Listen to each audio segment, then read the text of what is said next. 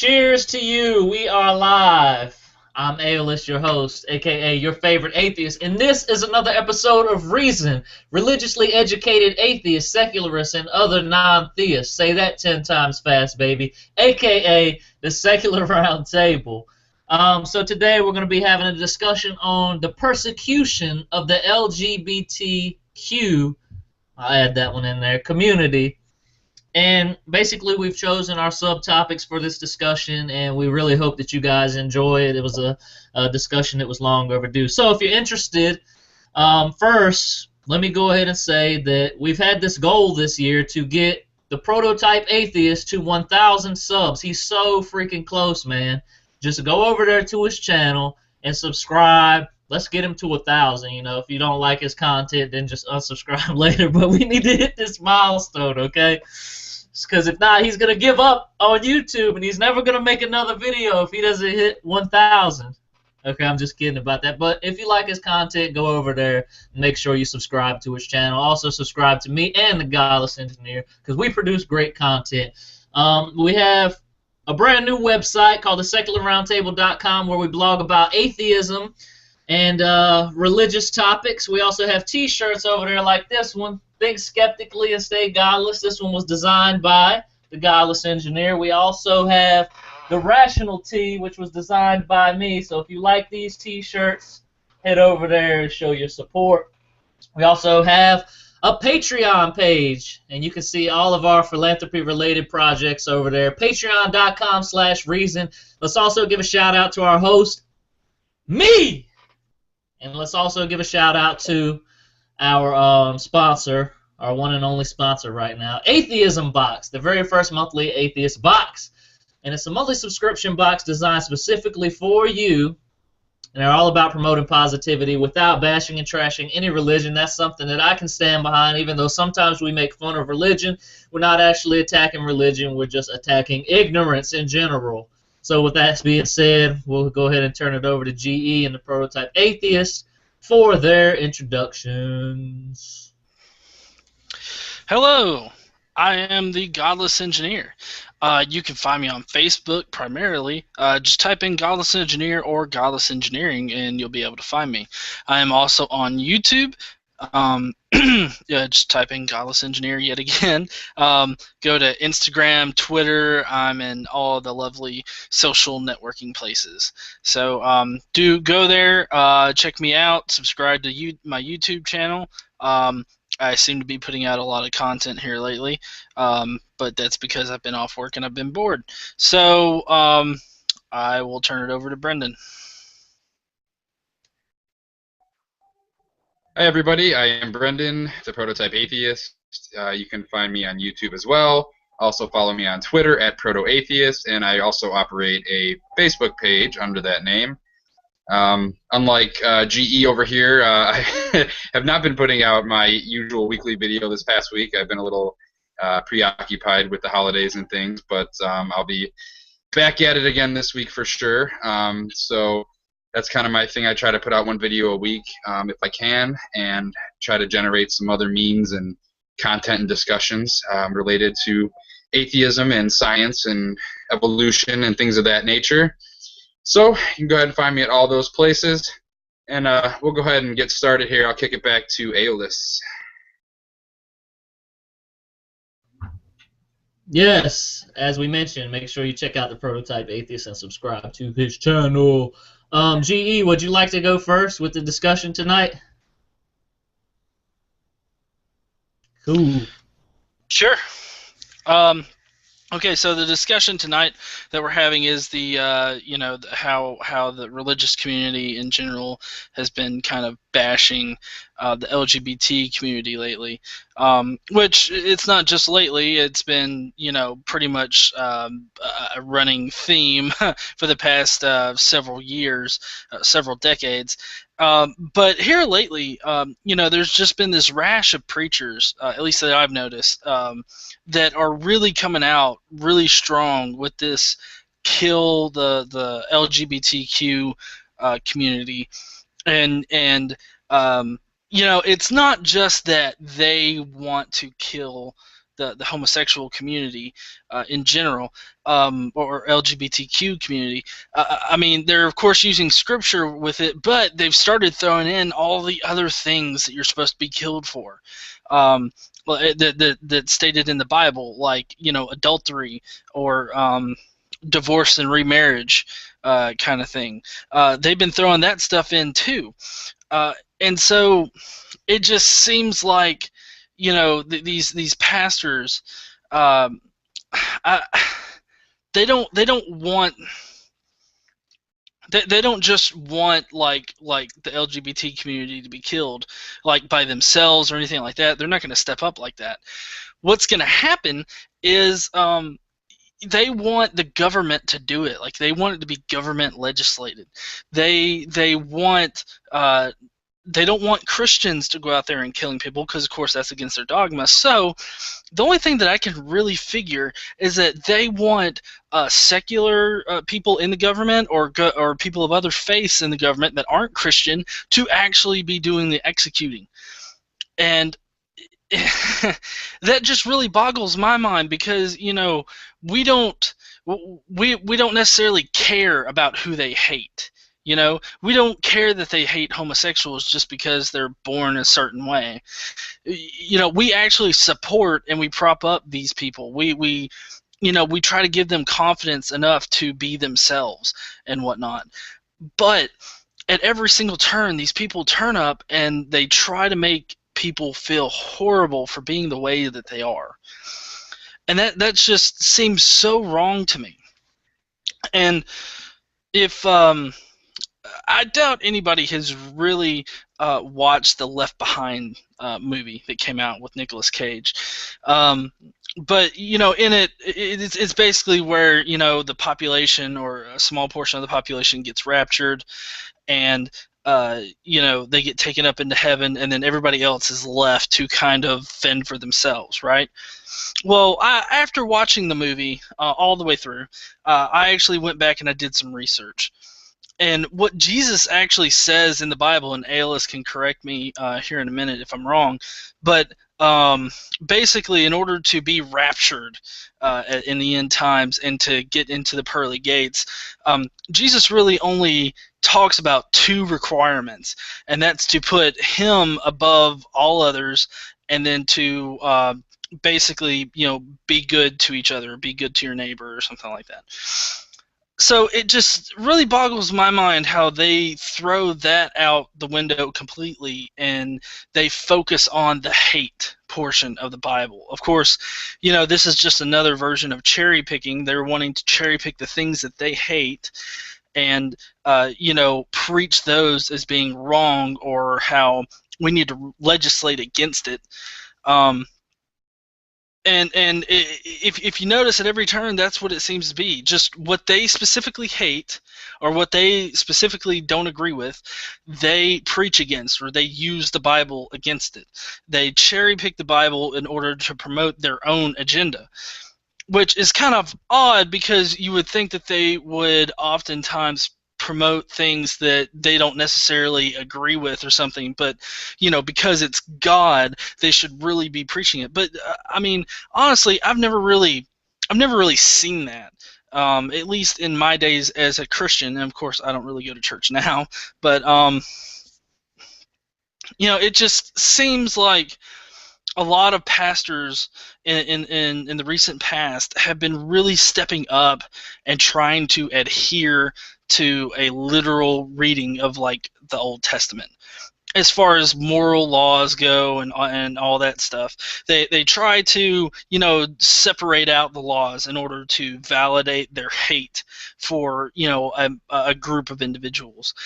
They say that, you know, well, there's cultural laws, and then there's moral laws, and then there are another set of laws. I'm wanting to say that they break them down into three separate groups, but what you want to focus on are these moral laws, because, like, for instance, a moral law would have been, you know, don't sleep with another guy or a girl if you happen to be a woman.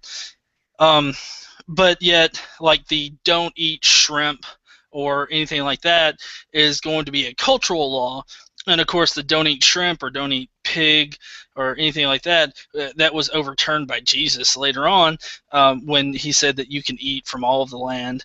But it's just that they separate out these laws now.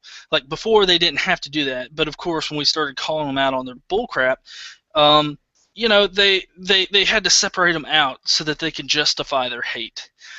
And it just seems to be I don't know if maybe it's just like the downhill, and this is just their last ditch effort to stay above water, but it just seems like they're lashing out and they're really pushing this strong message of kill homosexuals, or because like Pastor David Anderson, or Steven Anderson, he was preaching right before December how if we wanted to get rid of AIDS before Christmas, we just kill all the homosexuals and that'll take care of it.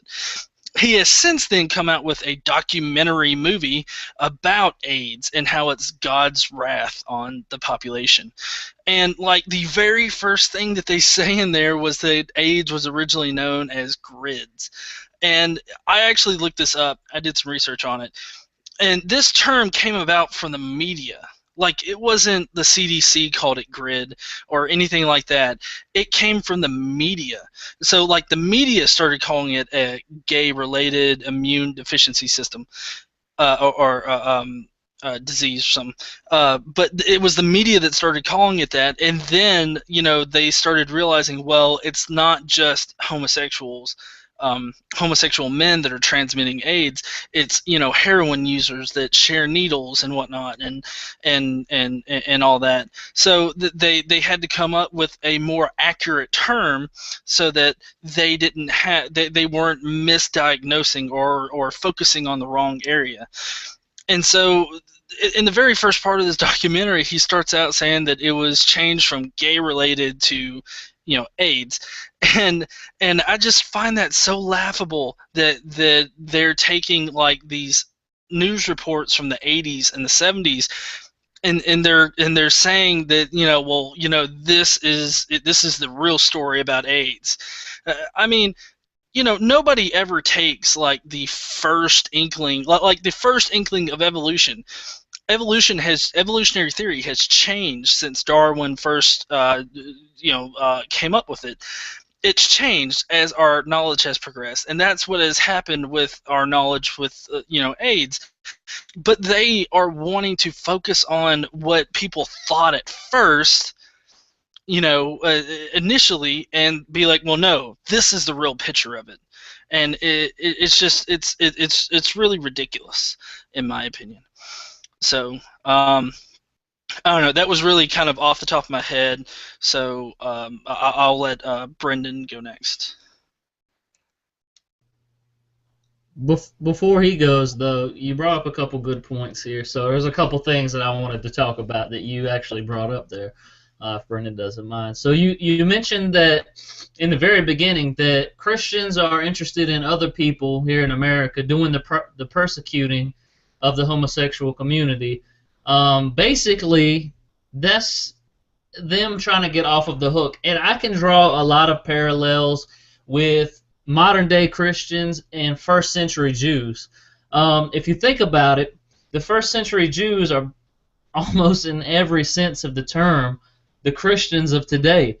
And the thing is, like, if you think about it, you can draw a parallel with the story of the crucifixion of Jesus from the Bible. So the Jews didn't want that blood on their hands. They turned it over to Pilate, and they let the Romans handle that. And that's kind of like the parallel that I'm drawing from that. Is the same exact thing. Like, they don't want to have the blood on their hands. They want someone to do the persecuting, but they don't want it to be on their hands so that they can, have this moral high ground. You also mentioned the rapture. I just want to go ahead and say that the rapture is not biblical. It took off in like the 1800s, and it's based off of one passage in 1 Thessalonians, and it's not biblical. I should have a video on that, 5 things that are not biblical, coming out soon. You mentioned that the pastors are separating the law and cherry picking and trying to classify different laws as moral laws, and this is that, and that maybe that was overturned by Jesus. Well, either it was overturned by Jesus or it wasn't. So from the theological perspective, yes, he did say things like, there's no unclean thing. If it's unclean to you, then it's unclean. If it's not unclean to you, then it's not. But he also said that he did not come to abolish the law, but to fulfill it. And he also said that not one jot or tittle of the law would pass until heaven and earth pass itself. So really, this demonstrates the inconsistency of Scripture, especially when it comes to the Old Testament, because you have Christians that are saying that, hey, the Old Testament was repealed, and then you've got the other ones that are saying it's not. It's all bullshit. You mentioned that this is like the last-ditch effort of the religious community, and I have to agree, because with the advent of the internet and the rise of intellectualism and the decline of religiosity, they're losing their power, and secularism is gaining ground, because we're seeing like how resistant they are to accept the scientific advances while they continue to use the products of that science to benefit them. So yes, I'm with you on this. I think that it is a last-ditch effort. They are feeling that their power is being cut short and that they are becoming less important in the day-to-day life of Christians. I mean, if you look at the polls that are coming out recently, you can see that less people think that going to church is important. Less people think that Scripture should dictate their daily lives, especially among the youngest generation. They've actually doubled their number. I'm going to get the link when Brendan goes and post it in the comments. They've actually doubled the number of people that think that church and Scripture is unimportant. So yes, it's the last-ditch effort to try to reestablish some power that they are losing. That's all I had to say about that. If you wanted to say anything else before we let Brendan hit his topic. Well, yeah. As far as the rapture goes, I actually didn't know that it wasn't biblical, because I mean that was one thing that I had been taught, since I was in Catholic school, that, and along with a bunch of other false things. So it doesn't really surprise me that it's not biblical, but as far as the laws go and what Jesus said, I was really coming at that from like a devil's advocate, I guess, point of view. Like if you were to say, well, Leviticus bans this, shrimp, and it's like, oh, well, Jesus said this later, and so it seems like a lot of Christians, they'll half-ass like do these cancellations out. And I guess it's more the cherry picking that goes on with Christians, but it'll be like, well, we can still say that homosexuality is bad because Jesus said that we could eat all everything that was once considered unclean or whatnot, but then again you can come back with, well, Jesus said that the law is not going to change. I came here to fulfill it. He also said that he has not come to bring peace, he's come to bring the sword. So it seems like Jesus is a bit more violent than a lot of people would like to think. So just on those issues, I would agree with everything that you said. So you're telling me there's contradictions in the Bible then? I never would have guessed that. Oh yeah, I know, man. I think it's new to me. No, that's not what we were. No. That's not what we were saying at all. No, you got it mistaken. We didn't say that. It's infallible. Don't worry about it. It's God's word. He's got an excuse for everything.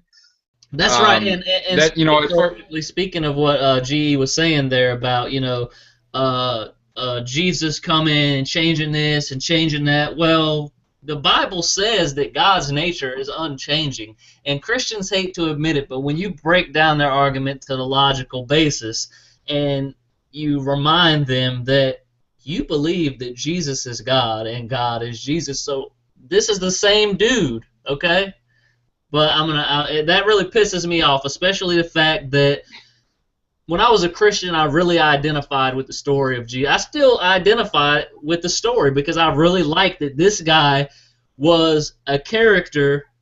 We don't know if he was a real person, but I will just say a character who really valued and admired the outcast of society. And for so long, homosexuals have been the outcast of society. And if the truth of the matter, if Jesus was a real person and he was here today, he would love homosexuals as much as Christians would hate to admit that. I'm going to turn that back over to you. Well, he did hang around with 12 guys, so, you know, there's no doubt in my mind that he would be okay with homosexuals. But in all honesty, like, you know, he hung out with sinners. He hung out with prostitutes, tax collectors, what have you. So, yeah, that was his thing. He wouldn't be sitting here ridiculing them. And, you know, that's the thing is these Christians, it's not all Christians, obviously, but these Christians who are so fervently anti-homosexual, you know, they're so concerned with worrying about these laws in Leviticus, or that, you know, that it's somehow so much worse of a sin than anything else. You know, I thought a sin is a sin. You know, they can all be forgiven, and you shouldn't judge somebody on that. But, you know, they like to kind of, you know, cherry pick their way around things, as we all know.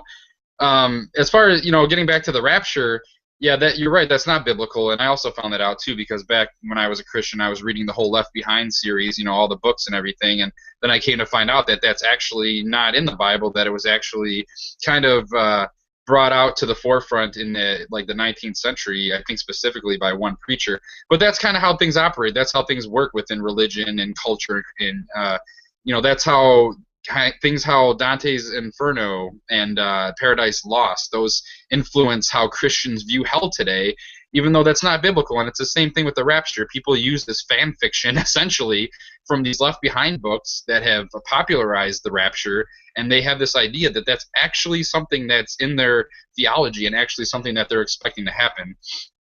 But kind of reining it in a little bit here, getting back to the original topic, you know, getting back to what G was talking about earlier, about AIDS and everything, and how these anti-homosexual Christians and these pastors who are outspoken, you know, and again, you know, that's a smaller percentage of Christians, but they're out there, of course, and they do have congregations, they do have followings that agree with them, and you know, like Steven Anderson, you got Pat Robertson's pretty anti-gay. He's said in the past that he's like propagating these urban legends about gays wearing these rings that prick your finger when you shake their hand, and then they give you AIDS. I mean, that's an urban legend from the 80s, and he's still passing it around. It's ridiculous. And, you know, like GE was saying, they just go back to like the 80s when we were first learning about AIDS, and they go back to these news reports, or when things, you know, we're just trying to figure out what the hell was going on. And they try to point to that and be like, oh yeah, look, it's all a cover-up since then. This is the real story.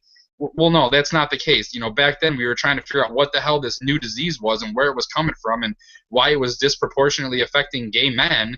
You know, and we've obviously done all that work now, and we're far less ignorant as we were back then. And we understand that, you know, it's a communicable disease. It's bloodborne. It can affect anybody. It can be, you know, through needle sharing. It could be through sex, whether it be heterosexual or homosexual, although homosexual men are far more likely to get it. It could be through blood transfusion, another, you know, a bunch of other ways of getting it, obviously, as we all know by now. But they just like to use that as a canard to further this, you know, animus towards homosexuals and the homosexual community. There's even some Republican, I don't know, candidate, or I don't think he was actually in office, but he was actually saying that AIDS was caused by like semen going into a man's anus or something, which obviously there's no science to support that at all. Now, maybe if there was, they might have a point, but you know, that's obviously not the case. So they're just throwing anything out there to be anti-gay, really. So that just happens to be the way that the HIV virus operates. It just happens to infect gay men more frequently because of the, you know, the mechanics of homosexual intercourse, obviously. And then obviously there tends to be a lot more promiscuity in the homosexual community, and you know, there's some other factors, but you know, you wouldn't call Ebola like, you know, God's judgment or something because it affects everybody equally. Well, really HIV does as well. It just happens the way that it's transmitted affects homosexuals more than other people.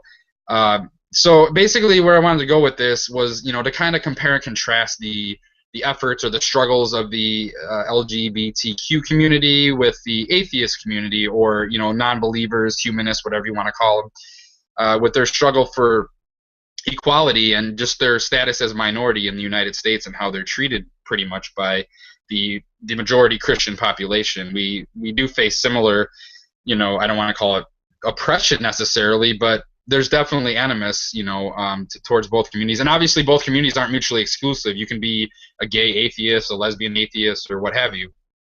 So I don't want to sound like that, but certainly the groups as a whole kind of experience similar treatment. And I kind of liken it back to civil rights. It's kind of the new civil rights movement, and the LGBTQ community has really made great strides towards marriage equality, towards equality in general. They're getting non-discrimination laws passed. They're and things of that nature. And so I think that the atheist community can follow that lead. We need atheists to come out and be open and to be outspoken and do it the right way. If you call it atheist pride if you want or whatever, but we need to be out there and we need to set a good example so that people know that they have friends and family that are atheists, just like the gay community did. And once people realize that, it'll start to normalize it. It'll start to get people to understand where you're coming from and that we just want to be treated equally. We all know the struggles that the gay community is going through, but there's also several states that still have laws on the books where atheists can't run for public office. Now, obviously, they're unenforceable, but they still exist. And then there's discrimination in other ways, like Ken Ham's Ark Encounter was discriminating. They wouldn't hire non-Christians. Now, that's not specific to atheists, but just by not being a Christian, they wouldn't hire you. And because of that, they did lose their tax breaks, thanks to the great journalism of Dan Arl and some other people. But, that's just another example. There's also, basically, so atheists have to deal with things that aren't necessarily discriminating against us, personally, but things like, putting up Christian or religious displays on government property, or having prayers to open public meetings that are sectarian in nature. So those are things that do affect us as a community. I'd like to, compare the people who are against our struggles with these things, to people who were, at one point in time, having, colored people, as they called it back then, and white people drink from the same water fountain was a radical idea. And in the same manner, having gender-neutral bathrooms where transgendered people can choose which bathroom they're more comfortable in, that seems like a radical idea to some people who don't understand what transgenderism is, what homosexuality is. To them, they just want to paint them as like deviants, as pedophiles, as sexual abusers, and things of that nature, when they just are ignorant and they don't understand.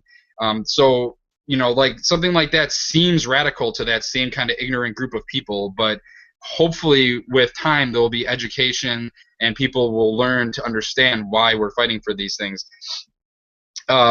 So, just pretty much that's what I have to say about it. It's just that, there's some things that are similar and there's some things that are a little bit different, but we're both fighting for, equality essentially.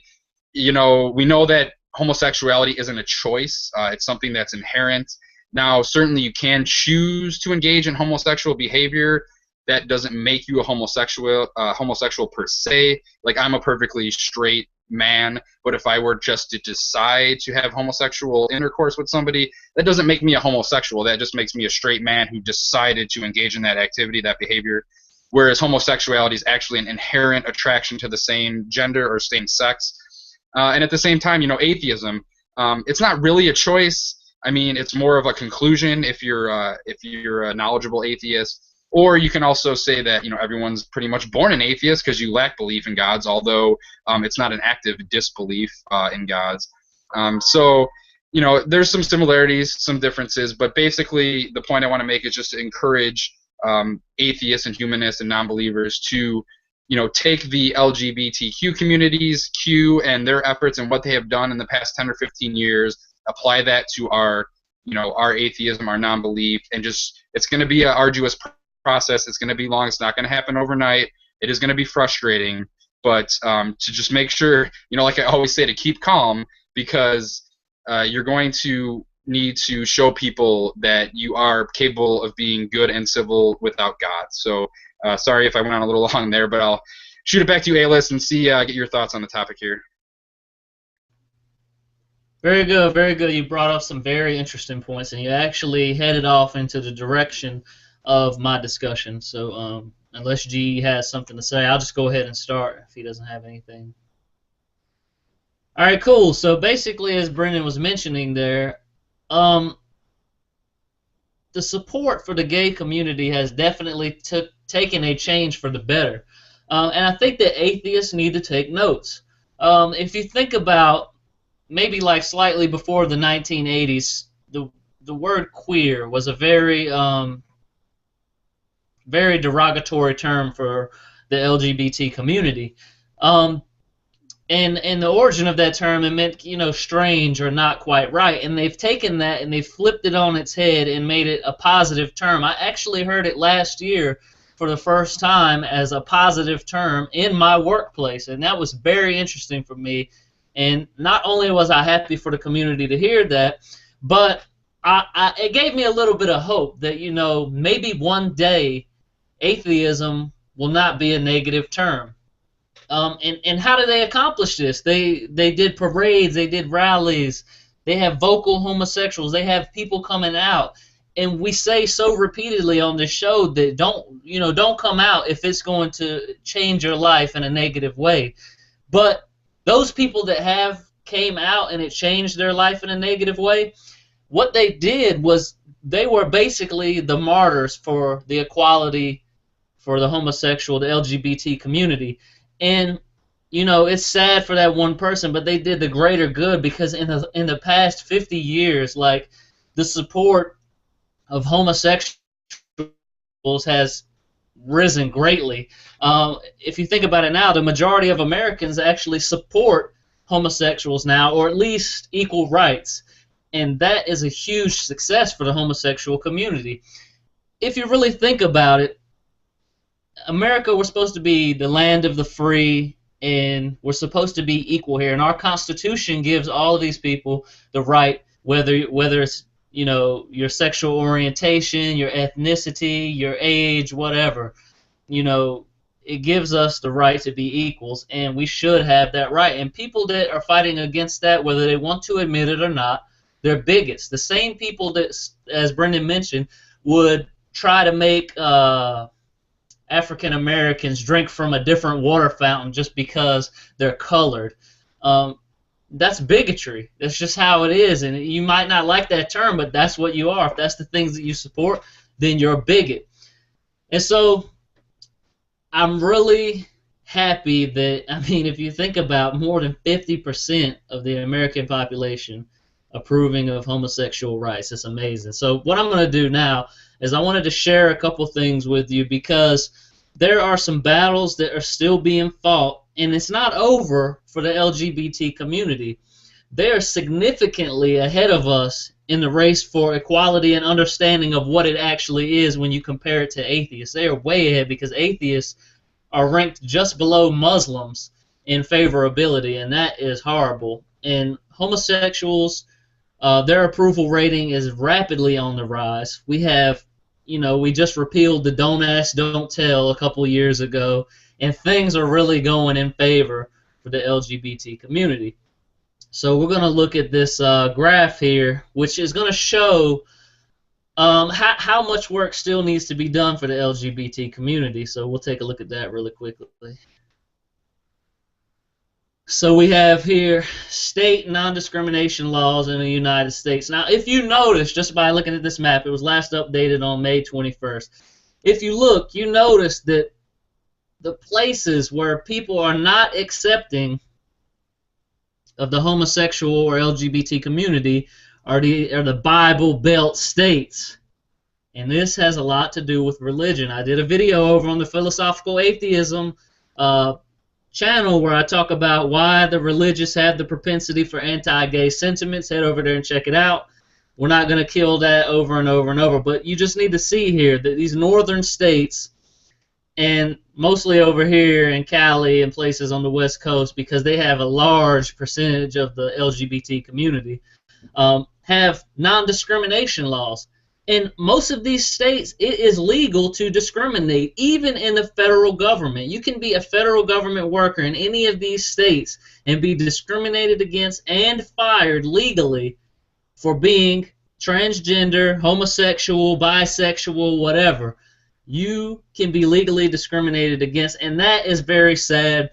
And I think that, it sheds light on the greater issue here, which is that the LGBT community still has a long way to go before they can actually win this battle. And I think it's almost half of the states actually have gotten rid of this idea that you can't have homosexual marriages, and that is a really good thing. I think that everyone should have the same rights, and people have this silly argument that, especially Ben Carson, I really hope he doesn't run for president. He's a horrible candidate when it comes to equality, especially to be an African American in the United States.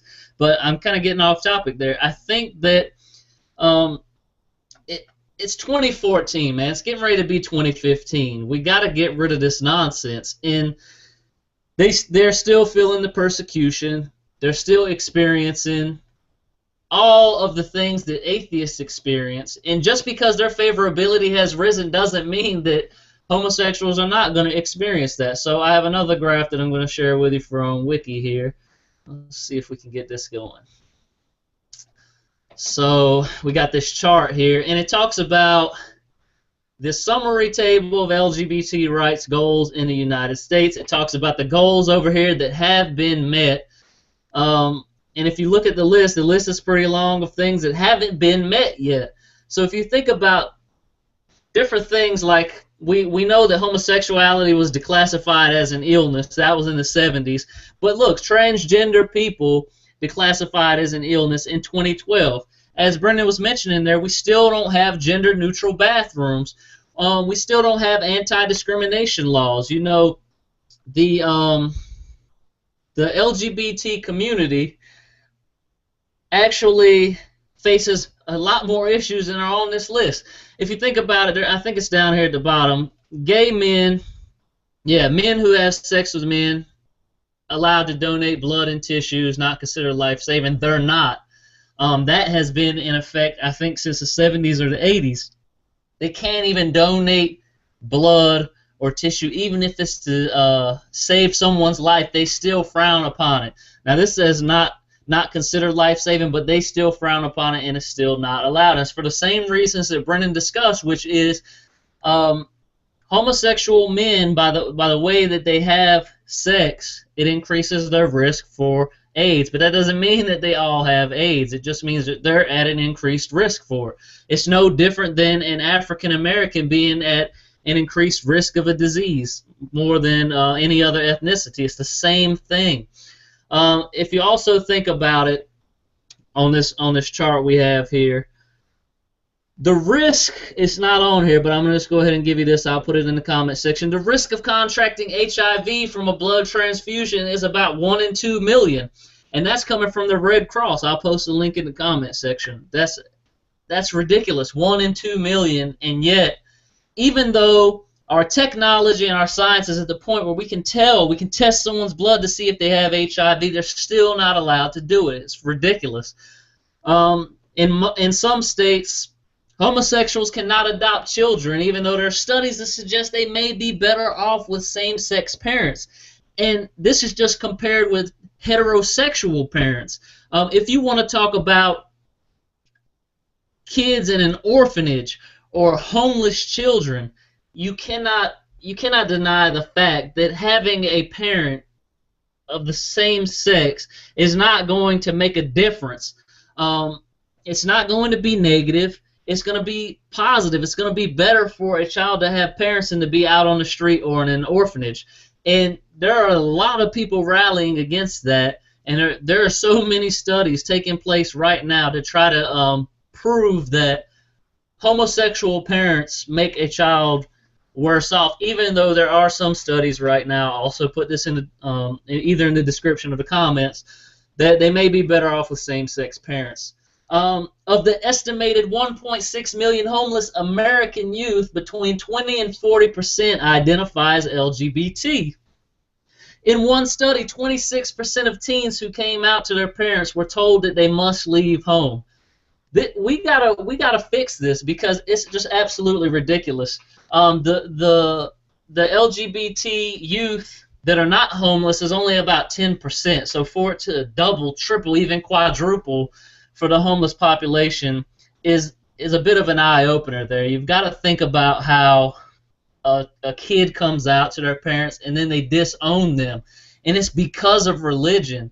We have to dispel this nonsense. We have to educate people, and the whole point of my discussion here is that the LGBT community has been successful at doing this, and they are succeeding. And in our lifetimes, we will probably see in all 50 states there will be non-discrimination laws, and same-sex marriages will be approved, and they will get all the benefits, because in some states, even though same-sex marriage is approved, they don't get all the benefits that a heterosexual married couple would get. But I think that in our lifetimes, we'll see that. I have hope for atheism, so just draw the parallel here. I'd really like for it to be not considered a negative term. But I think that our fight is sorely lacking in the department that homosexuals have capitalized on, which is people coming out. They have parades, they rally, they have these vocal homosexuals or vocal members of the LGBT community. And we do kind of have vocal atheists, but not in the way that I would think is going to benefit our community. I've released a video from one of our past discussions about the proper way to promote positive atheism, and that's what we have to do. We just can't go out and bash religion and promote science, because that's not what everybody is into. You've got to meet, you've got to meet your audience halfway and try to show them that we can be positive and you can have emotional investment outside of religion. So to not make this thing too short, we'll turn this over into to not make it so long, we'll turn it over into the discussion now. What do you guys think about those statistics, those charts, and that graph? Well, I think that was really good. That was really thorough. You brought up a lot of good points there, and it's important to remember that there's always this big focus on marriage equality and the fight towards that, and it's getting really close. It's actually it's going to go to the Supreme Court this year, I think, and it should be a favorable result. I can't see it, even with the Supreme Court we have right now. I can't see it going the other way. Justice Kennedy has been very gay friendly, so they should at least have the 5 votes to finally officially make it national. And it kind of seems that we're making a little bit of a competition here between the homosexual or LGBT community and atheists, which of course it's not. We applaud them on their efforts and we support them in that, and we try to help them out. And largely we're allies. I think, and that's I have a lot of gay men who are followers of my page and my channel and things of that nature, and I like to think that it's because I'm a pretty good-looking guy, but more likely it's because atheists are obviously more likely to be male, overwhelmingly so, and that's just the way it is. And all is with the religious, it's pretty much the anti-homosexual ideology is very firmly rooted in religion, and so you get most homosexuals are going to end up being atheists, or they're going to shun religion because they're not accepted in that community generally. So that's kind of the way it is. So we can be allies and support each other in our efforts. Now it's a little bit different because they can kind of go out there and say hey, we're proud to be who we are, and we're not any better than you. We just are who we are. Whereas atheists are kind of defined by what we aren't or what we don't believe in, which is it's kind of a problem. How do you go out there and say oh, we're atheists, we're not better than you, but and then how do you kind of promote atheism? It's to tell people why their beliefs aren't true, So it's a little bit different. It's going to be more of a struggle to gain favor and approval for atheism or for atheists and humanists in that way, because it's just the nature of it. I mean, how do you go out there and say well, we don't believe in God, we don't think we're better than you, but we do think that you're ignorant, and here's why? It doesn't really go over so well. But we can try to put on as best of effort as we can to try to get people, at least to come around to understand where we're coming from and who we are and things of that nature. I kind of made a lot of notes here as you were talking. You're talking about studies about same-sex parents, adopting children and things of that nature. I know there was an Australian study done within the last couple of years that concluded that not only was there no harm to children that were being adopted by same-sex couples, but that they even may be a little bit better off. And they were kind of theorizing that the reason that might be is because, gay parents, they don't have any accidental children, if you will. They're going out and adopting children purposely because they want children, they want to raise them. Whereas people who are conceiving children may or may not be qualified or fit or prepared to be having children. So there's still studies being done, but I can't see there being any negative effect to that, really. That's just more, another way that anti-homosexual people try to argue that it's not good for children and all that kind of things. There's also ENDA, which was the Employee Non-Discrimination Act, which they're trying to get passed in Congress. Of course, the Republicans are against it. So that hasn't happened yet, and that's very important because that map you showed, that's really important. People can be discriminated against in hiring or, in just even renting an apartment or, so many things just because they're gay or queer, transgender, what have you. It's just not right. You should not be able to discriminate against somebody for things of that nature. So they need to get that done, and we got to get some, so all these states are going to be dragged along kicking and screaming, all these Bible Belt states and all these Bible thumping states and all that, because we know how that goes. And then you have like the Duggars with that, that robo-calling that they did against the non-discrimination legislation in Arkansas. They actually had passed it, and then they actually just repealed it, and Michelle Duggar was making all those phone calls to make that happen. So you still have that going on. And then you had the situation in Houston, Texas, where the mayor was trying to subpoena all the pastors' sermons and stuff because basically it was the same, similar situation. They were having this either non-discrimination legislation or something related to gender-neutral bathrooms, something along those lines. They were trying to pass that, and of course all the churches were against it. And basically it passed, and then all the churches were trying to sue the city, saying that they rigged it or something along those lines. So we have all these fights going on. We still need to support them, but they serve as kind of a model of how we as atheists can go about garnering favor and encouraging people to come out of the closet. And when I can kind of speak from experience, because when I was a Christian myself, I was very pedantic, very self-righteous. I basically use my religion as a vehicle for my bigotry against homosexuals. I can fully admit it. I just pretty much thought that was gross. I didn't like it. And you're not just going to come out and say that, oh well, I don't like that, so I don't like you, or I hate what you do. Religion, and it's a very useful vehicle or a tool for kind of having an excuse for why you feel that way or why you want to justify oppressing someone else. So you kind of have to understand that that's where a lot of people are coming from, and really just educate them and come at them with these explanations and keep that in mind when going forward. So, GE, go ahead if you have anything to say. Hey, real quick, you mentioned the Fayetteville, Arkansas thing, and I actually have a comment from Herodas, who says, my hometown of Fayetteville, Arkansas recently repealed an anti-discrimination law in a 52-48 public vote. 500 votes would have made a difference to so many LGBT people. I would urge anyone undecided on these issues to do some research and educate themselves, then get out there and vote for equality and human rights. So what he's saying here is that even though, they're having these votes, they're still facing the issue of persecution and discrimination. And the best way to do it is to continue to parade, to continue to rally, and to continue to be vocal, and to get out there and vote. I know it's rough to participate in politics, but either you participate or you don't. And sometimes if you don't participate, a guy like the Demon Hunter, Dr. Chaps, may get elected into office. Go ahead, G. Well, yes, I was going to touch back on the issue.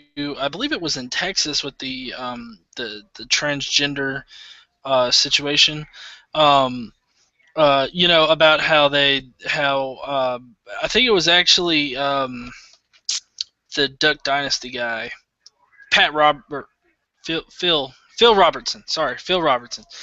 He actually came on to this little convention or whatnot. He made a joke about how if he needed to go to the bathroom and take a leak, he was going to go to the men's room. He's not going to go to the women's room. And that really displays the ignorance of their understanding of the situation, because the way they see it, the way they perceive it at least, is that anybody at any point in time can just declare that they are now a woman and start using the woman's restroom. So like if you're with your bros at a bar and you want to go and see some women, I guess, using the bathroom, you just be like, "Oh, hey guys, I'm a woman now," and they can just freely go into the bathroom. That is about the stupidest fucking thing that I have ever heard. I mean, to think that, I mean, come on, to actually want to change genders or to feel like you know you were, I guess, if you can think of it as being rendered incorrectly as far as your gender goes, that's not exactly an easy decision to make. I wouldn't think. I mean, because not only is it like a very permanent thing, but you're also going to go through a lot of criticism and ridicule when you decide to do this. Like, for instance, Danielle Moscato, she recently came out as transgendered. And I don't know if she has actually gotten a lot of criticism about it, but personally, I would not be surprised if she did get a lot of hate mail, or if she does get pretty harsh comments on occasion for doing that. And I just think that's sad. I think it's really sad that people hate other people just on the mere fact that they're not the gender that somebody perceives them to be, or they're not the sexuality that they want them to be, or something like that. See, that just really boggles my mind when I think about it, because you have these Christians and these religious people that are saying that the LGBT community are choosing to be this way, like they're choosing to feel like a woman that's actually in a man's body, or they're choosing to like the same sex.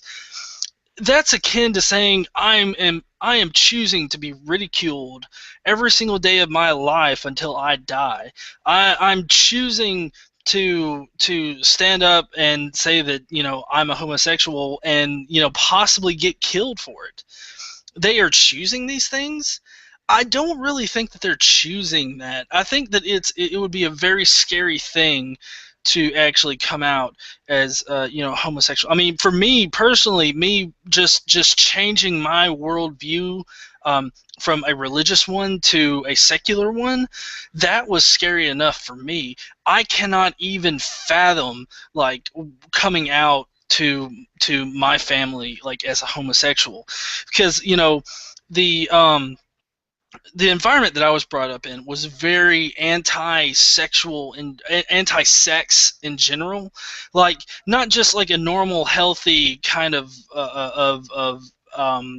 appropriate expression of sex, but just like like I would get chastised by my stepfather, for having guy friends, and he would regularly tell me, "Don't go and play a skin flute," and stuff like that. So I mean,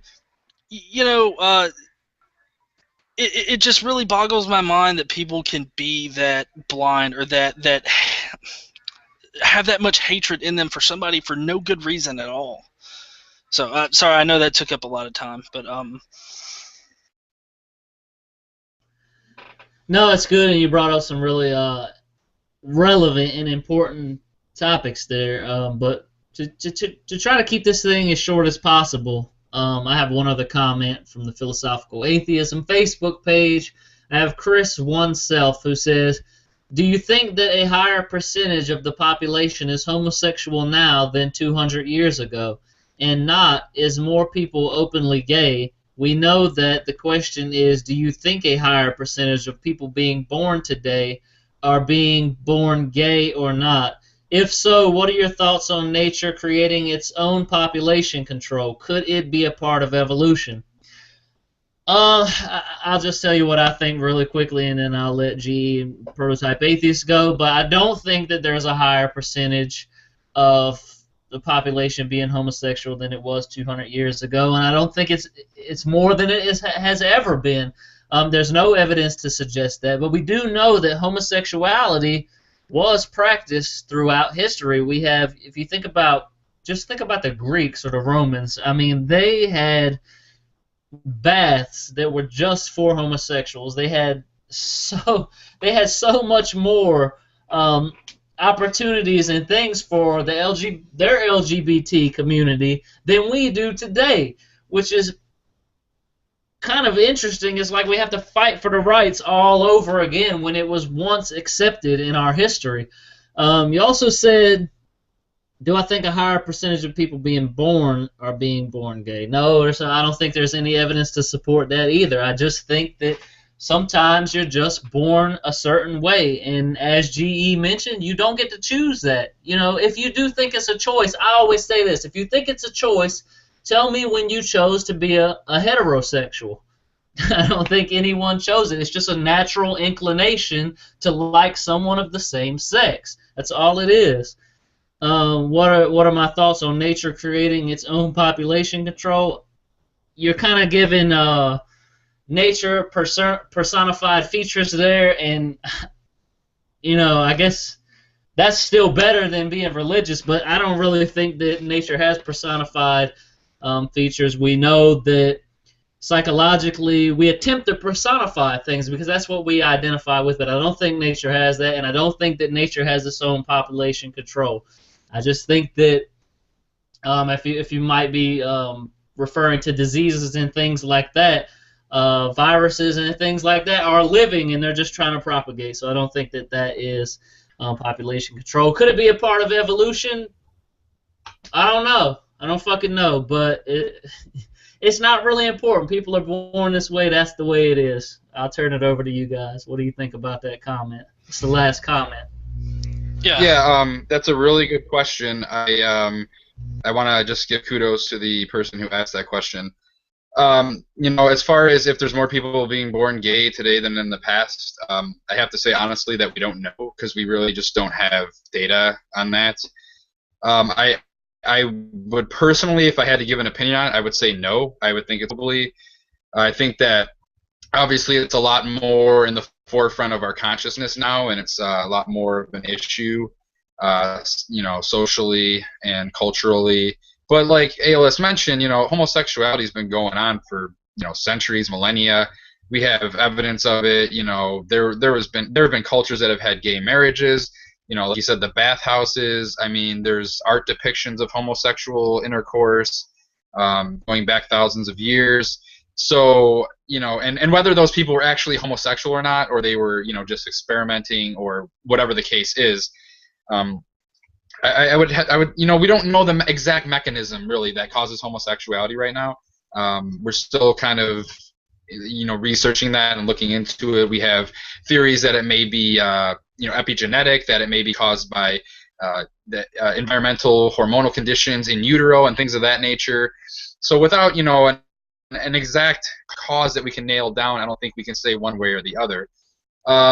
Is it evolutionary? I don't know. I doubt. I mean, I think that whatever the causes may be related to evolution, but evolution operates on survival of the fittest, and so if a trait is beneficial to you in general, you will be able to have that trait propagated in future generations. There's some examples like in bonobos. It's a species of primate that has been well researched with homosexual behavior, and they've actually discovered that those males who engage in homosexual behavior, actually it increases their access to the fertile female. So in that case, it's actually an advantage because by engaging in homosexual behaviors, it's granting you the opportunity to actually reproduce and then pass on your genes. So in that instance, it would be beneficial.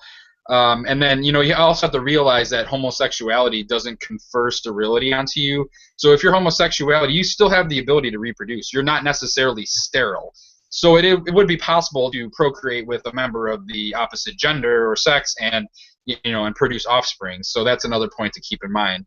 So that's kind of my thoughts on it. I'll pass it over to GE.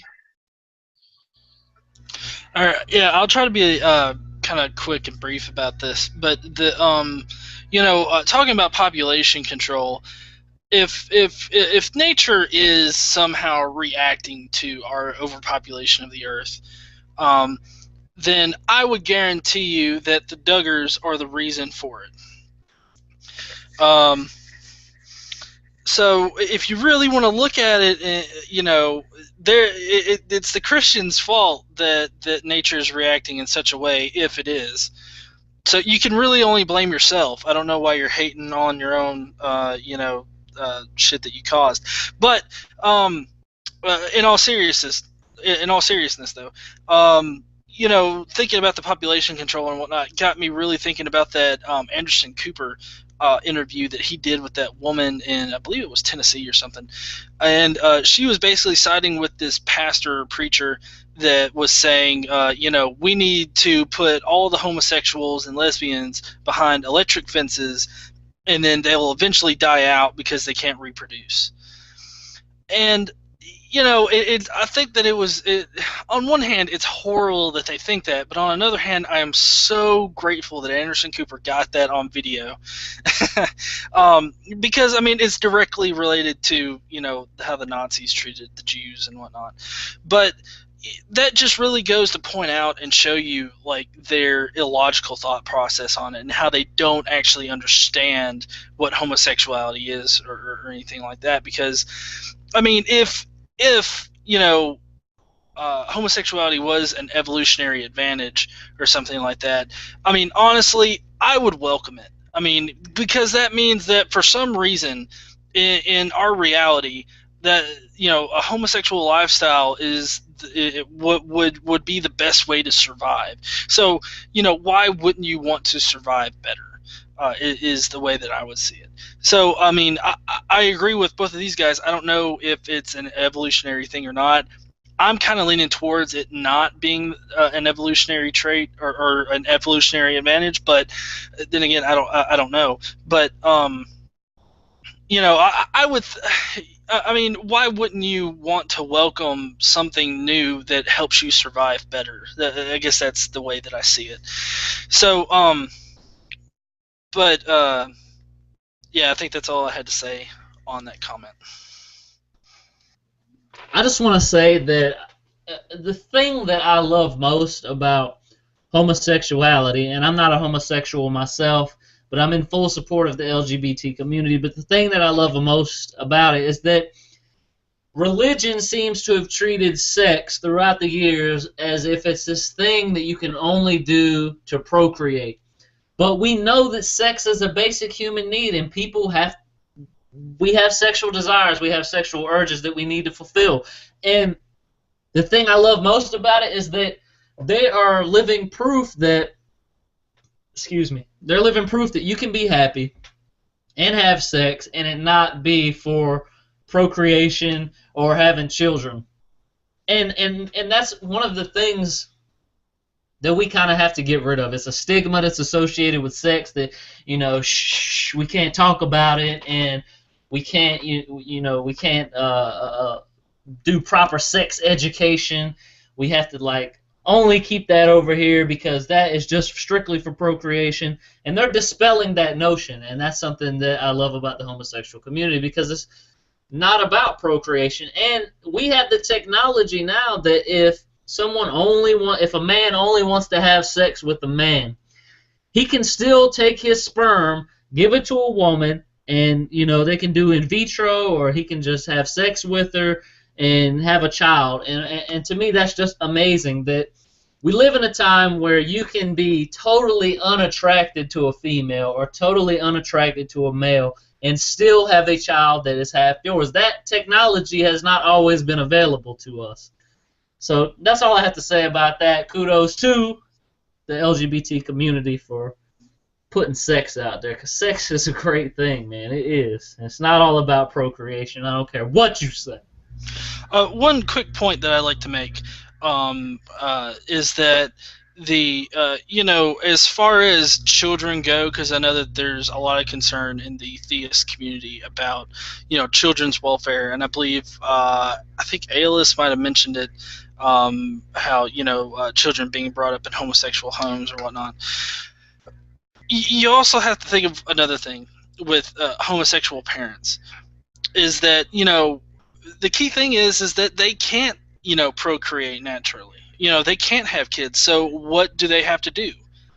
they choose to have kids. Like they choose these kids that are either unwanted or put up for adoption, or maybe they worked out a surrogate mother or something like that.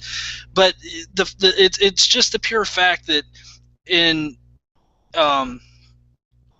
it's just the pure fact that they want these kids. Like, they want these kids in their lives. They want to raise them.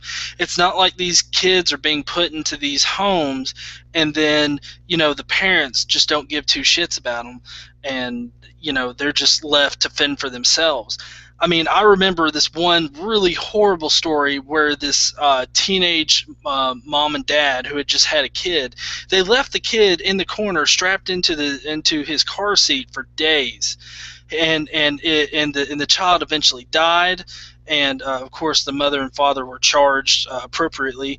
But I mean, I just think that it's horrible that we have these types of parents out there when there are perfectly good homosexual parents, or other parents just in general that actually want to have kids, but it's just so tough to get them that you really have to want a kid in order to adopt or go through a surrogacy or anything like that. So I just wanted to kind of point that out.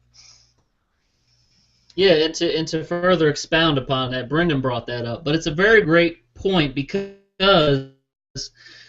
what happens? Well, religion teaches you that you need to be abstinent and not have sex, but what happens when people slip up and they have sex? Well, then they end up pregnant. Well, then what does the religion say then? Well, you can't have an abortion. So they're forced to have these children, even though they may not be ready and they may not want them. And, they crucified Richard Dawkins for saying this, but inevitably it is much better for you to reduce the suffering of a child if you're not financially capable of taking care of it, if you're not emotionally stable, if you're just not ready to have a child. You shouldn't have a child. That's just the way it is.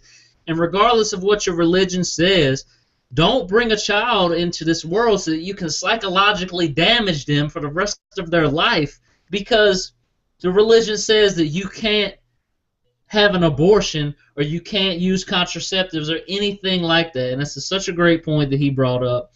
And as you mentioned, homosexuals want to have that child. They jump through so many hoops and hurdles to try to have a child. There are so many laws from different counties and different states on the books that basically try to prevent them from adopting or prevent them from having a child. And the fact that they overcome those obstacles just proves that they're so ready and willing to be parents.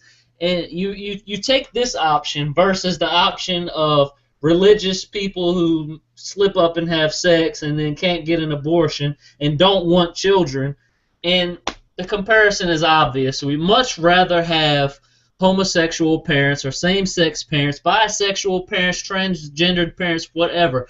I'd rather a child have a parent, especially not to be homeless, because these statistics are ridiculous, and to not be in an orphanage. And you know what? I have heard a stupid apologetic that I need to address real quick about. So fucking stupid that a woman should just go ahead and have the child and not get an abortion because there are so many people ready and willing to take this child. And I've heard this, I'm sure you guys have heard this as well, and it's fucking stupid, because if that were the case, if so many people were ready and willing, there would be no orphanages. There would be no homeless children. And it's shit like this that pisses me off about the religious community and the things that they put out there and the excuses that they give. The apologetics is just so ridiculous. Yeah, I'm done about that before I get too pissed off. Well, I would actually like to point out real quick about this idea that, putting a kid up for adoption is better than having an abortion. I don't know if quite a lot of people understand this, but it takes a lot of money in order to adopt a child. And not only that, but you have to go through a lot of classes. You have to go through a lot of red tape in order to adopt a child, and that costs a lot of money. Now, I actually have a friend that went through the adoption process to adopt a child, and he said that there are pretty much like two types of people that come through to adopt kids. One is people like him who really just want to have kids. Well, okay, there's three. There's him, then there's the foster kind of parents that use kids as, you know, basically money making machines, because, you know, if you're a foster parent, then you get, you know, money from the state in order to take care of that child. So you have that one.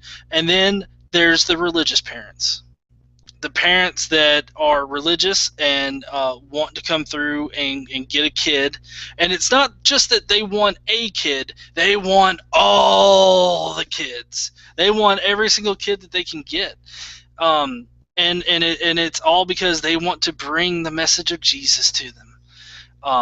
At least that was his experience in my state, Alabama. So I thought that was worth noting and pointing out.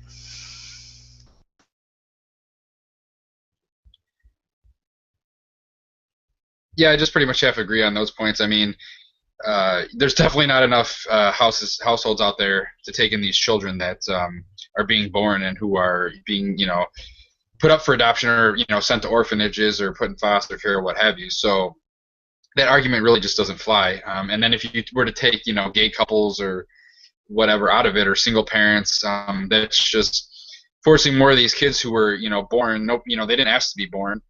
Who have to kind of struggle through life in their existence, and not have parents and not have, you know, and then when they get older and actually get out on their own, they're going to be having a lot of issues and problems due to that. So, you know, if anybody's out there willing, especially given the fact that it costs so much money and it's such a process to actually adopt a child, that if anybody at all is out there is willing to do that, and obviously they're, you know, they're not abusive, they're qualified, and they're decent people, you know, it shouldn't matter. It should not matter what their sexuality is or anything like that. If they're willing to raise children and take them on and give them a better life or a shot at a better life at any rate, they absolutely should have that opportunity. And yeah, it is very hypocritical for people who are against abortion to then say we don't want to allow gay couples to adopt these children and things like that. You know, how can you want children to be born but then want them to languish in an orphanage or, you know, as wards of the state or whatever their fate's going to be? And personally, like, I wouldn't ever have an abortion or, you know, actually lobby, you know, my wife or anybody to have an abortion unless it was something that was medically necessary or was going to be, you know, a catastrophic condition or something of that nature. But at the same time, like, if I had, you know, a child on the way and I really couldn't afford it or really wasn't fit to be raising that child, I'm not sure that I would want to put it up for adoption. It's something I really have to think about because, you know, the idea of having somebody out there who's half me that I wouldn't necessarily know, or, you know, that's kind of a weird, it's kind of a weird thing, you know. So I'm not sure if I would want that, but that's just, you know, something personal to me. So you know, overall, yeah, I just got to agree with you guys that you know, anybody who's willing to go through that, regardless of their circumstances or their sexuality, things of that nature, we should definitely encourage that. So. Shoot it back to Aeolus. We can go ahead and get to the hypocrite of the week here.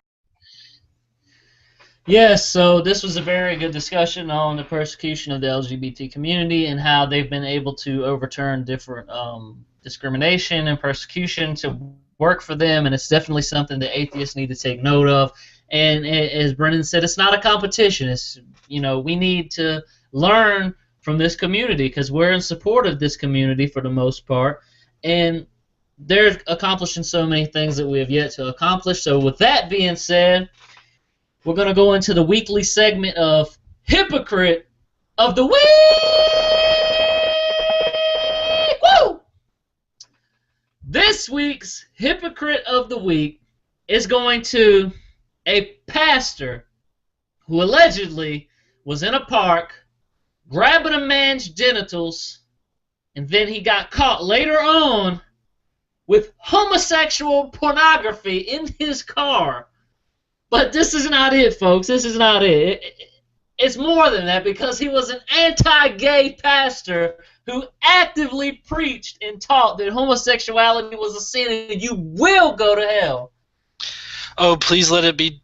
Please let it be Anderson. Please let it be Anderson. No, it's Gaylord. It's Gaylord. His name, Gaylord. Gaylord. He looks like a fat guy. It just makes sense. I don't know. I'm not discriminating against fat people, but we're gonna go ahead. To quote Eminem in a recent movie, it's like he's been playing gay peekaboo. Alright, so we're gonna go ahead and play this video and get into the hypocrite of the week. It's probably gonna make us watch an ad. Oh, maybe not.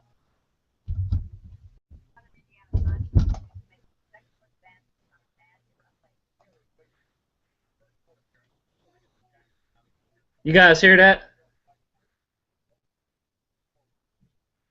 No, you can't hear it? Ah. Alright. Wait, why? Okay, so why can't you hear it? Let me see. We're having some technical difficulties here. Alright, let me know if you can hear it now. Alright, here we go. Southern Indiana pastor is accused of making sexual advances on a man near a lake. Gaylord Williams made his first court appearance this morning at the Jackson County Superior Court. WLKY's Annalisa Gale spoke to members of the Seymour religious community about the allegations against him. Annalisa? Rick and Vicky, Pastor Gaylord Williams of the Praise Cathedral Church of God is now charged with battery. He was originally charged with sexual battery, but the charge was changed this morning in arraignment court. I guess when you hear of a pastor getting caught of that, you get a little more shocked than I guess somebody else, but we're all sinners, so. Caleb Funky is startled by the accusations against his neighbor, 59-year-old Gaylord Williams. Williams is the pastor at the Praise Cathedral Church of God in Seymour. Funky is a youth director at another local church. I think it's a surprise to all of us, as friendly as he was in the neighborhood. On Friday, a 27-year-old man called police with Williams' license plate number. According to court documents, the victim told police that Williams approached his parked car at Cypress Lake. He says when he rolled down his window, Williams grabbed and squeezed his genitals, then requested oral sex. In a statement to detectives, the victim told Williams he was, quote, barking up the wrong tree. I never seen him do anything wrong like that, but if he did, it's kind of messed up. In a separate statement to detectives, Williams admitted to touching the man, but only on his shoulder. He says he was out there looking for a friend that goes out there to fish and was just walking in the area. When officers asked to search his car, he admitted to having pornography in his vehicle. Funky says if the accusations are true, Williams should resign from his position as pastor. I think we'll probably almost have to for the welfare of the place. Williams told police that he was taking the porn back to someone else. The victim says he has never seen Williams before the incident that he detailed to officers. Annalisa Gale, WLKY News. Thank you, Annalisa. Now, Williams is due back in court in February. All right, so let's cut that short here. So first of all, you need to beware of anyone that is externalizing their morality by actively preaching against the homosexual community. I did a great video over on the Philosophical Atheism channel about why the religious are anti-gay, and one of the reasons is latent homosexuality. So if you're so aggressive towards homosexuals and you are actively preaching hate against them, and you're externalizing this moral high ground, you may be susceptible to gay sentimentality. That's just the way it is. G, what'd you have to say there? I was going to say, no, I think the moral of this is watch out for guys who think your shoulder is near your crotch. I mean, it's like, no, I just came out here. I was looking for my fishing buddy. We was going to hang out for a little bit, and then I found this guy, and I touched him on the shoulder, and he said, "Oh boy, you barking up the wrong tree." So it's like, well, sir, it feels more like a twig. I was around here and I was trying to go fishing, but then I saw you and you look like somebody I used to know. But seriously, in all seriousness, so first I want to address, because it was the most prominent thing in my mind, is that this guy that they interviewed said, hey, well, you know, this pastor, I never expected this out of him. He seems so friendly. Okay, and what this is the negative stereotype of homosexuals, okay? Maybe this pastor isn't homosexual and he's battling it, okay? But you need to not think that homosexuals are not friendly people. Anybody can be a friendly person. Anybody can be a douchebag, and that's regardless of what you believe, okay? Yeah, I know one of the things that I'm grateful that I said in one of my various Joshua Feuerstein responses was, an asshole is going to be an asshole no matter what they believe or think or anything like that. If they're an asshole, they're just going to be an asshole. And, it's the same. It doesn't matter what religion you're in. The religious like to always spout that, they have some kind of moral high ground, but they don't.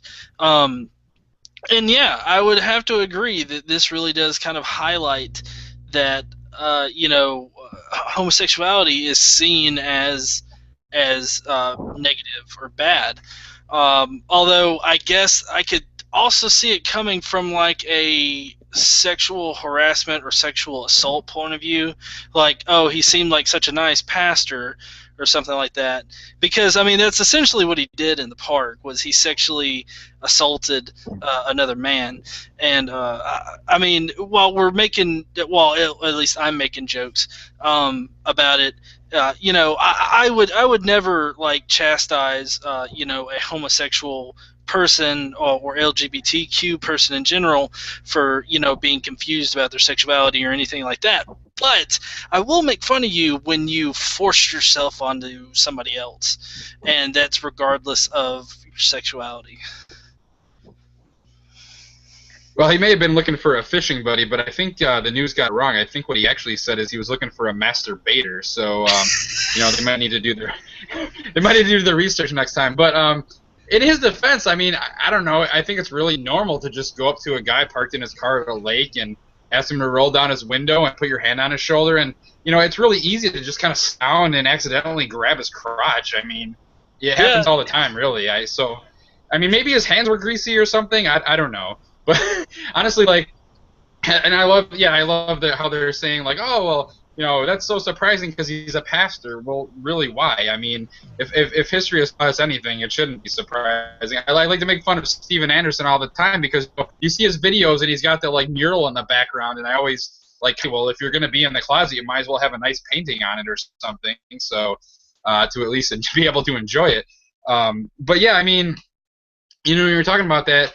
That's actually true, that they've actually done studies that have shown that people who are more anti-gay or who are against it are more likely to actually be aroused by homosexual activity.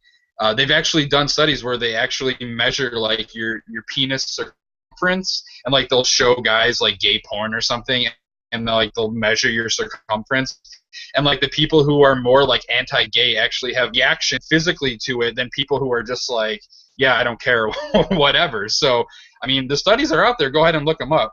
And then another great thing about that story too, which I know all of his other excuses and explanations were just airtight, but he was just bringing the porn back to somebody else. So I think we can all believe him on that, if nothing else.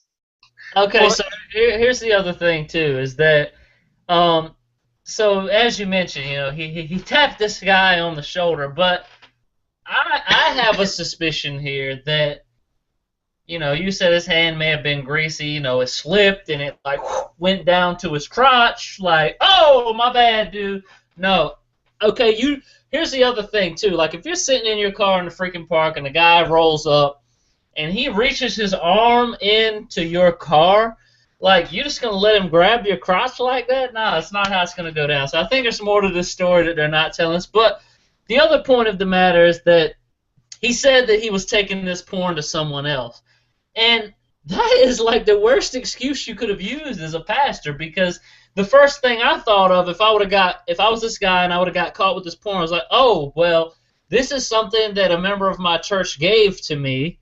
Because that's what, I had a pastor who did that. He collected porn. Some people brought porn to him because they were like, Pastor, I want to give up this addiction that I have. And they give him the porn, and then he disposes of it. So he could have at least used that excuse. But then he used the excuse, I'm taking it to someone else? Nah, he was watching that porn, man, and that and they did.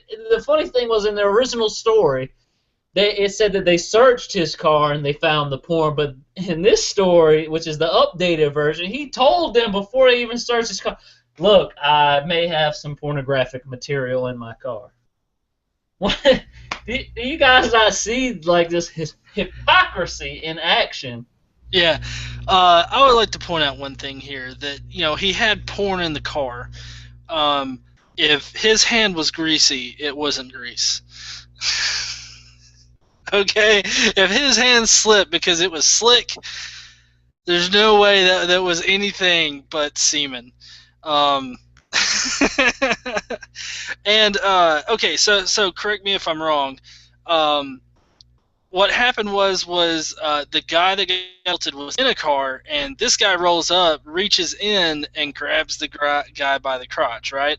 Okay, so the way that I see this going down is him reaching in, grabbing it, like, "Hey, can I suck your dick?" and the guy's like, "Well," like for a second he was like, my wife hasn't given me any. No. I mean, honestly, what did he think he was in the airport bathroom, like shoe tapping the guy in the next stall, or what? I mean, where did he really think he was gonna just get lucky? He's gonna roll up and be like, "Oh, I'm just gonna try it and fuck it. If the guy's like cool, then hey, maybe I'll get lucky." I mean, what were you thinking, honestly? I'm glad that you brought this story up though, because I kind of only saw it like kind of glanced by it, and I didn't realize that this was like a complete random guy he just went up to. I thought this was like somebody that he knew, or somebody that was with him in a car or whatever. Like I did not know that he just randomly ran up a person and was trying to like just get lucky with it. So that's just great. It's just amazing right there. Well, I mean, can you just imagine like how frantic or how how much do you need dick in order to run up to a random person and be like, "Yo, you want to trade blowjobs?" And here's another thing too. Here's another thing is that so they actually interviewed his neighbor, which is a youth pastor. And his neighbor was like, "Hey, man, we're all sinners, so, that's just how it goes. Now, you need to investigate that motherfucker, because if he didn't say that was wrong, what is he doing? What is that fool doing?" Well, yeah, I was really thrown off by that guy at first, because, like, normally they interview people of the congregation, like, "Okay, well, you're part of the congregation, what do you think?" So I kind of had that preconception going in that this was somebody that was in his congregation, and he was just like, "We're all sinners." It's like, whoa, wait a second. He's an anti-gay pastor, preacher, and then you're going to sit there and be like, "Oh, we're all sinners." It's like, that is just like, that's hypocrisy turned up to 11. That's what that is. And then they had the other guy who, I don't know if you saw, but this guy was grinning ear to ear about this situation. He thought that this was like, it was the best thing he heard all year. He's like, "Yeah, hey, I don't know, man. I thought he was a friendly guy." I bet you did think he was a friendly guy. Okay, hold on. Let's get one thing straight. I think his problem was that he was too friendly. So I don't agree with his assessment that, "Oh, I thought this guy was friendly." It's like, no, he was clearly friendly. He's just too friendly.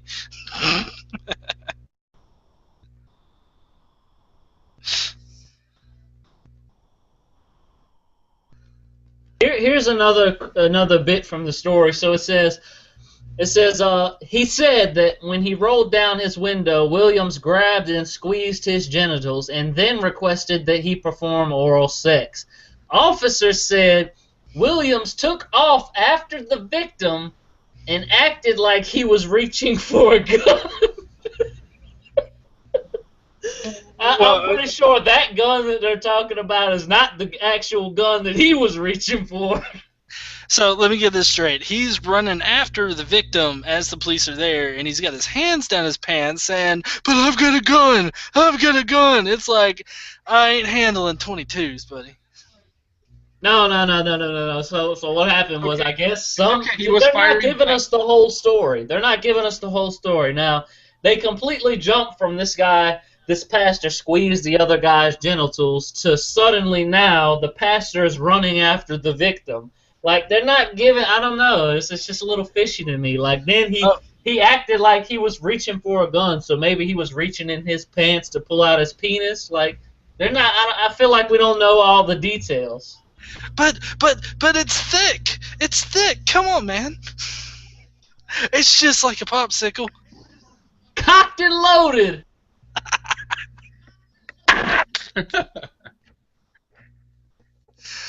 Oh man.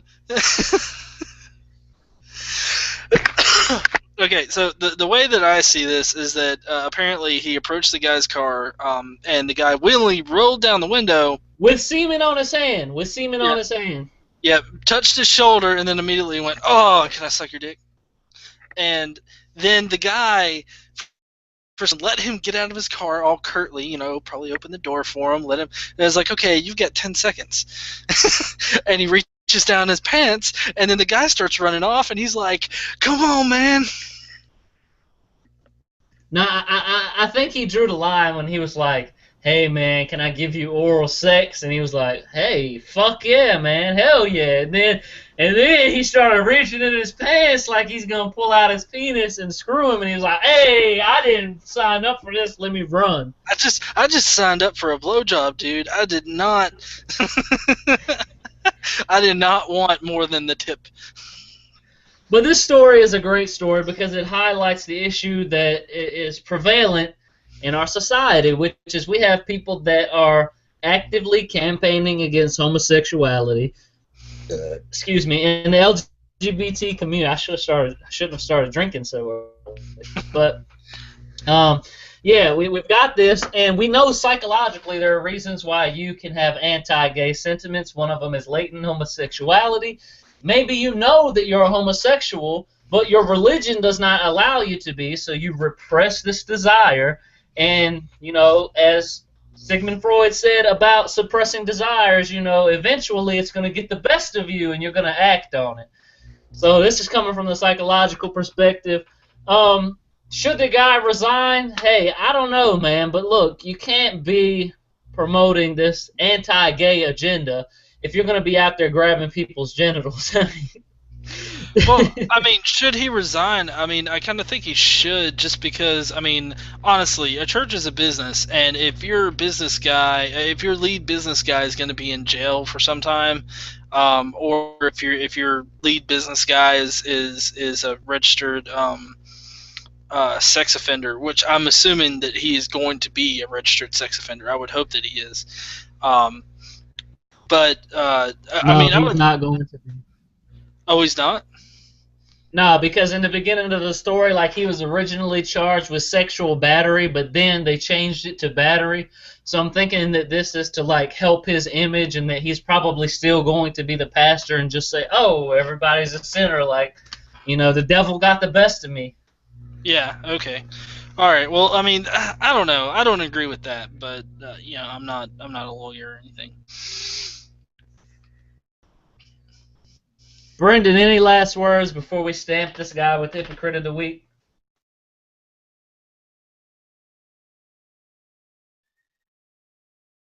Giving him his share of grief, and hopefully he will get taken care of by the justice system as well. Although it seems that they're being a little lenient on him, going with the just simple battery charge. But hey, I think the damage to his reputation will probably be enough. So go ahead and stamp him. Okay, so I understand that it's a he said versus she said, but then you got caught up with homosexual porn in your car, and you said that you're going to take it to someone else. What kind of pastor would, if you're so anti-gay, want to give someone back their homosexual porn? I don't know. But for preaching anti-gay hate and basic hate against homosexuals, and then going into the park and even touching a random guy on the shoulder. I don't give a fuck if you touched his genitals or not. You walked up to a car, touched some random guy on his shoulder. That is borderline gay. That's like being in an airport bathroom and tapping some guy on the shoe like, hey, what's up? But anyway, for doing that, after you've preached all this anti-gay hate and people know you as an anti-gay pastor, we've got to stamp you with Hypocrite of the Week. I hope that you stay in jail for a long time and you fulfill all of those homosexual desires, and I hope that you don't come back to your job and be a pastor anymore, because to me that's some bullshit that you tell your congregation that. And I really, really, really, really hate when people take their beliefs, push them on other people, and then become a hypocrite of what they're actually telling other people to do. Do as I say, not as I do. I hate that bullshit. It just pisses me off. So for that, I got to stamp you like 10 times a Hypocrite of the Week, the worst Hypocrite of the Week, and very relevant to the discussion that we're having today. Any last words, guys? If not, go ahead and do our outro.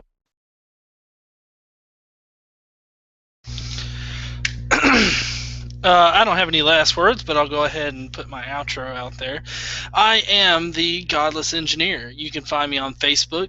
Just type in Godless Engineer or Godless Engineering, and you'll find a plethora of groups, as well as my page. I would implore you to go on there and find me and friend me, whatever. I'm also on YouTube. Just type in Godless Engineer. I have, I'm on Twitter, Instagram, if you want a more personal look at my life, and, stalk me that way. I also have a website that I haven't really been updating, but it's there. It's just godlessengineering.com. So, yeah, just go find me, talk to me. I always like conversing with people. So. Yeah, and I am Brendan, the Prototype Atheist. Lastly, I just want to say that, while being a member of the LGBTQ community or being an atheist may be something that's a part of your life, that part of your identity, that's really all it is just a part of who you are. And we don't want these things to kind of label us or define us. Okay, that's not all of who we are. That's just a part of who we are. And obviously, people like ourselves are advocating on behalf of the atheist or humanist community, and people who are part of the LGBTQ community are doing the same, and that's important work. Activism is very important to get people to come around and to understand and be educated, and fighting for equal rights and proper treatment of you and your community and your cohorts. So, we look forward to the day when we don't have to define ourselves by that. I'm okay doing so right now because we have to, but, in the future, hopefully it's not something we'll have to do. So, I'm getting close to 1,000 subs, like we mentioned earlier. If you haven't done so already, come check me out. Check out my channel on YouTube. Only if you're interested in what you see. I don't want people subbing just to, throw me a bone or anything. Only if you like what you see. It was just a personal goal that I set. I'm, by the end of the year here. I've been doing this about a year, so if you haven't done so, come check me out. And that's pretty much it. So I'll let Aeolus take us out here. Yeah, make sure you guys subscribe to the Prototype Atheist. I don't know why, but between 700 and 1,000 is like the worst subscriber amount to break. Like when you get caught in that little gap, it's like so hard to get to it. I don't know what the deal on that is. It's very hard these days to get subscribers. I think it has to do with the attention span of people using smartphones and getting on YouTube with their phones. But anyway, make sure you guys subscribe to the Prototype Atheist. Make sure you guys subscribe to the Godless Engineer. And I'm hoping that you're watching this video because you're already subscribed to me. If not, you better do it. I ain't playing. Don't forget to check out Philosophical Atheism, the Facebook page. I've been adminning over there for quite some time now. As you can see here, here's the page. Make sure you guys go like it because they aren't giving us anything except support, but that is enough to be considered a sponsor. So they have been willingly giving us support, posting all of our links and things like that. Make sure you go check it out. Don't forget to check out religionhurtshumanity.com. They have a much smaller community over there, but it is a community that is worth building, so make sure you guys check that out as well. As you can see here, they have significantly less likes, but oh, look at there! Gaylord Williams, there he is, the infamous pastor. Yeah, so make sure you guys check those Facebook pages out. Prototype Atheist has a Facebook page. Check that out. The Godless Engineer has a group on Facebook. Make sure you check that out. We all have Twitters. It's in the description box. I'm Aeolus. I'm your host, your favorite atheist. We're engaged in so many things, and we produce so much content. We're just hoping that you guys enjoy this content, because we are attempting to normalize atheism and dispel this stigma that is associated with it. Atheists can be good people too, and we are good people, and we're going to prove that to you. So that's what we're doing through our social activism and this live show. We do it every Sunday night at 9 p.m. Eastern. So let's also go ahead and talk about our Patreon page, patreon.com/reason. So if you go over to this Patreon page, you'll see all of our philanthropy-related projects. You'll see some of the social experiments that I have planned. But some of the things that you won't see there that your help will go to, your monetary contributions, is things like getting the Prototype Atheist some updated video editing software. We joke about that a lot, but honestly, to produce good content, you have to have a great video editing software. And the truth of the matter is, some of these softwares, they cost. I know Adobe is like $300, and it's like, what, $19.99 a month if you don't buy the $300 one. It's ridiculous. But if you want us to keep promoting and producing great content, you have to support us in some way. But the number one way which you can support us is to subscribe to our channels and share our videos. Some of our supporters may find that monetary contributions work better for them, and if you think that's you, go over to this Patreon page, and we'll love you for it. Let's also give a shout out to our sponsor, Atheist Box. It's the very first monthly subscription box designed specifically for atheists without bashing or trashing any religion. They positively promote science and the understanding of our world, so go check those guys out. They also have a mini Atheist box now, which is half the price and half the product, but I know a lot of people were complaining about the $40 a month, about how expensive it was. If you're interested in learning more about this, I have a video on my channel called The Very First Monthly Atheist Box Review, where I review the box and some of the things that came in the box. One of the cool, nifty little things here is these Cinnamons. I don't know about you guys. Look at that, cinnamon for the sinner in you. I love a good pun, you know. As Prototype Atheist said earlier, masturbator. That was great. I love that. I got a good kick out of that. Yeah, so shout out to Atheist Box. If you're interested, go check out atheismbox.com. And I also have a contest coming out later on this month where you can win a free Atheist Box, so stay tuned to my channel for that.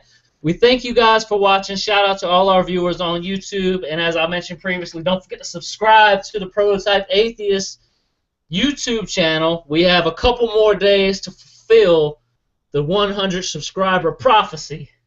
Yeah, that's right. It was a prophecy. I said it like a month ago that he would fulfill 1,000 subscribers before the end of the year. So unless you want it to be like biblical prophecies which fail, and you want it to be a successful one, you got to go to his channel and subscribe.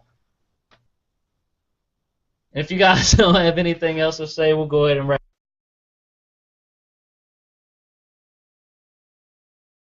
All right, the consensus is we're going to end the show on a good note. So thank you guys for watching. As the Prototype Atheist says, keep calm. It seems legit. Godless Engineer says, think skeptically and stay godless. And as I always say, thanks for watching. Reason.